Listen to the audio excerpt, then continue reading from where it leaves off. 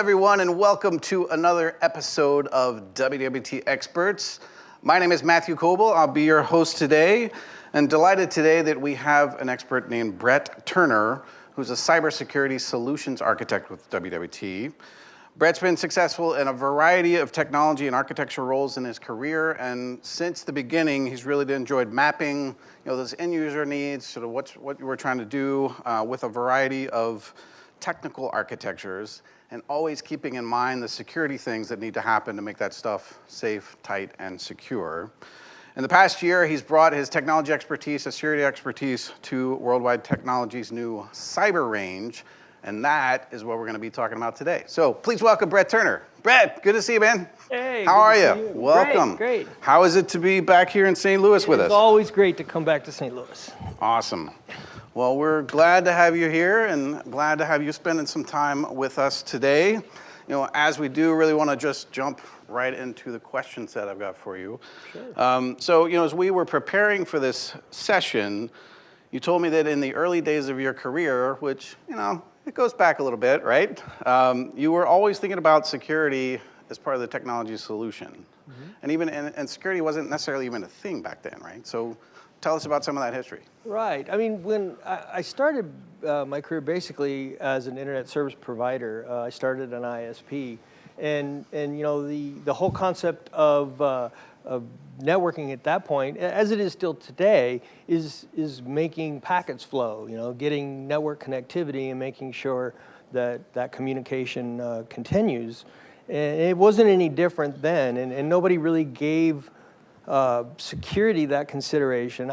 Being an ISP, I gave that consideration because I was typically the target. There wasn't a lot of services available at that time on the internet, and that security implementation was top of mind simply because we provided the services. We provided email and we provided the connectivity. So we tended to be the targets, and that security kind of developed out of being in that position. So from that point forward in my career, I always considered security and the what if and how to keep the packets flowing. Cool. Well, now it's many job titles later for you, and security is actually now part of your job title and part of your role from day to day. So as you develop that sensitivity over the years, how did you kind of keep that with you along the way, and how does it manifest in the work you do today? Correct, and so I've always been a networking engineer, and as applications developed, as the web developed, and as we actually started to move our content online, security really did become a problem. People were targeting the applications that we would publish, and I would always have to keep in mind that whether it's voice or an application, to anticipate that unexpected, because bad actors, they want to disrupt the data flow. So security is really intended to continue that data flow and make sure that there's integrity to that network application. Yeah. Well, listen, we're often hearing about a shortage of cybersecurity professionals out in the market today, and I know that that's a thing that a lot of clients and others who tune in here may be thinking about. And I know there are millions and millions of positions going unfilled right now. How do we deal with that, right? It takes a certain rigor to become a good cybersecurity professional. And I'm curious how you think the market is dealing with that, and how are we dealing with that right here at Worldwide Technology? Well, it's a real problem. I mean, we're expected, the anticipated growth is over 30% in the next 10 years. And the education rate isn't anywhere near what it should be to close that gap. We really have to incorporate an individual's history. What do they do? How do they do it? What education have they had? What is their mindset? Most of the individuals that have an interest in security have moved solidly into the security field. They've pursued the education that they need to accomplish that.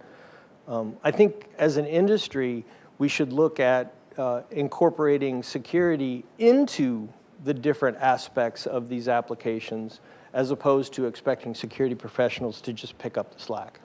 And so just building on that, does it take that really proper collegiate level kind of training, or do you think people can learn this on their own? Are there other third-party programs out there on the market that people can pursue? Like, what's the best approach? Or is there many of these? There are several certification paths to take. The industry itself is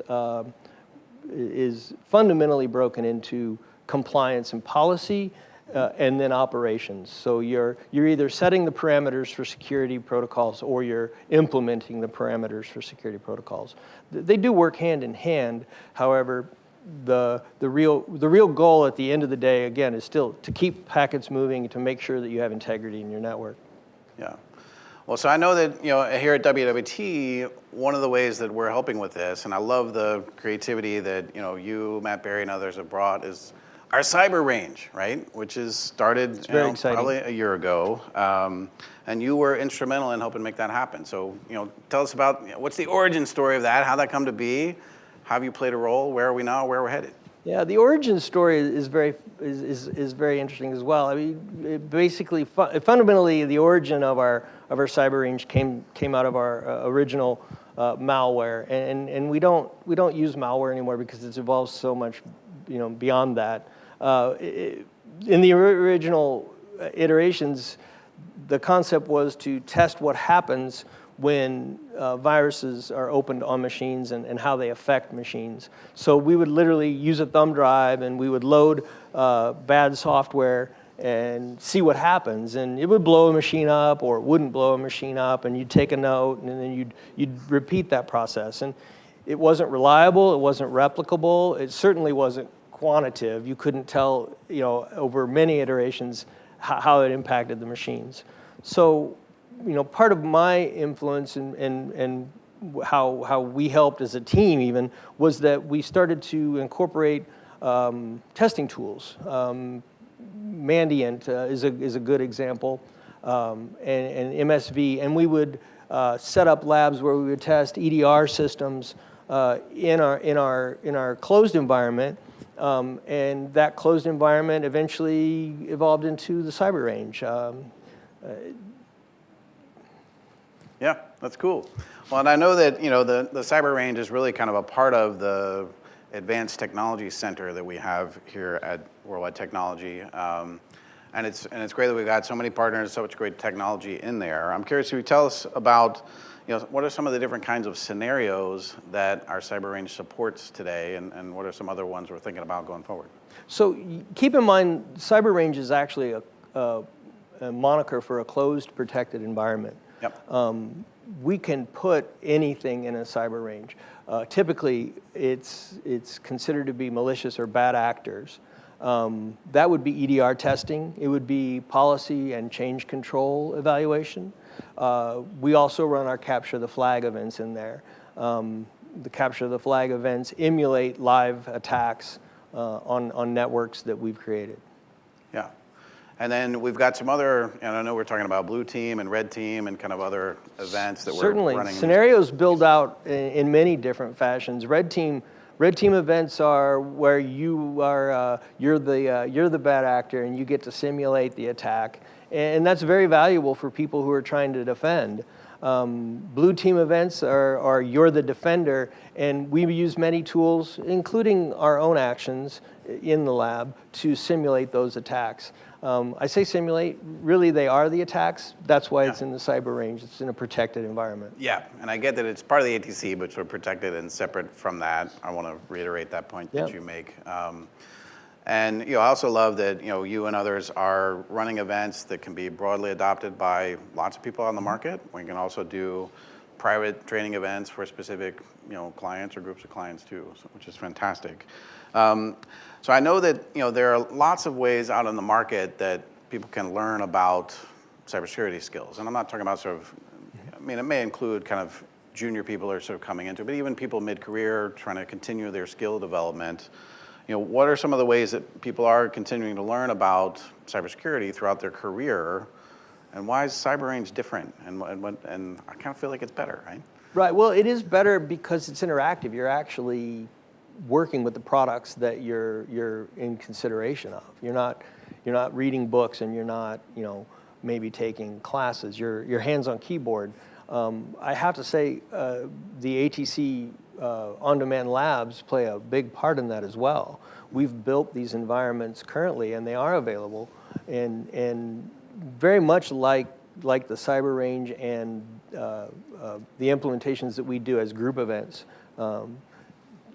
Most people today have to take the initiative. They have to decide that cybersecurity is where they want to go. I'm hoping that it evolves into application awareness and other aspects and areas of IT development start to absorb some of that responsibility as well. It is happening. It needs to happen across the board. Security is everywhere and it touches everything, and that is what we live with today. Yeah. It's just become sort of elemental in the way we think about all the technologies out there and very much so. The things that we need to do. I mean, I myself am aware that I have to be mindful of that, even though I'm not in a security role here at Worldwide Technology. One of the things that we've also done, though, is made the cyber range really accessible. And I want you to share a little bit about how we've done that and why is that so important and how do we even do that? Well, being honest, building a cyber range, doing what I do, any network engineer, any security person can do that. I think one of the greatest differentiating factors in what Worldwide does is they make the accessibility to that very easy. They take what we do and what we build and make it presentable, make it professional, and allow users ready access to that platform. That's the difficult part in any cyber range or any capture the flag type event, is how do you get users into the environment securely? It is a protected environment. And Worldwide, through our development team and the teams that we have that are trying to bring this to our customers, have done an excellent job of making the platform and our cyber range accessible. Yeah, that's excellent. I love that we have all the talent here needed to make that happen. Absolutely. So Brad, I know one of the things that we have in the cyber range as we put that together is one of the event types is called Capture the Flag. And as I heard about that, it takes me back to being a kid, 2 teams running through the fields and the woods to, capture the flag on the other side of the middle line in the middle. But is that what it is in the cyber range? And how do you create that? Do you have to think like a gamer? Is it more like how are the hackers going to work? How do you come up with the right model for a Capture the Flag event with the cyber range? And how do you know how to do that? Well, I was a gamer, and I've developed text-based games throughout the 90s. So a Capture the Flag event, really, you're just leading a player through a network, and you're trying to get that player to take on a series of exploits that you've planted. The gamification of this is to help them understand how a bad actor would pivot within their network. We actually designed the game to highlight specific exploits that could possibly reflect how a vendor's product or how a security tool would detect those types of breach and attack scenarios. That leads the game itself then yields a result, and you can look at that result and you can see how well a player or a team worked together and responded to the threats that were presented to them in the range. All right. Well, I think that we've got some exciting momentum with our cyber range, but there's also a lot more potential as we look to the future of what it can become. So, curious to hear your thoughts about a year from now, a couple years out. What do you think our cyber range is going to be doing? What other cool stuff will it have? Right. I mean, we definitely have goals. We've discussed a lot of options.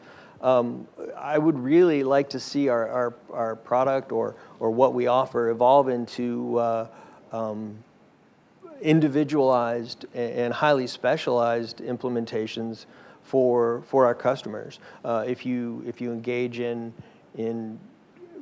any type of upgrade or any type of addition to your network, you can test it in our range. You can evaluate, make changes, and it's a safe and secured environment. It also will help evaluate in a quantitative and a qualitative fashion how your employees or how the vendors that you work with react to situations with the products that you're implementing. And that's a very real possibility. It's not difficult to make that transition from gamification to that type of event. Cool. Well, listen, Brett Turner, it's been great to have you with us Great today. to be here. Thanks so much for coming. And for those of you joining us out there, thank you for coming today as well. A lot more information out on WWT.com about our cyber range. Invite you to go check it out. We've got lots more great WWT Experts events coming up this year, and a great back catalog of WWT Experts events and other events that we host back out on WWT.com. So head to WWT.com/events, check it out, sign up, and we will see you next time.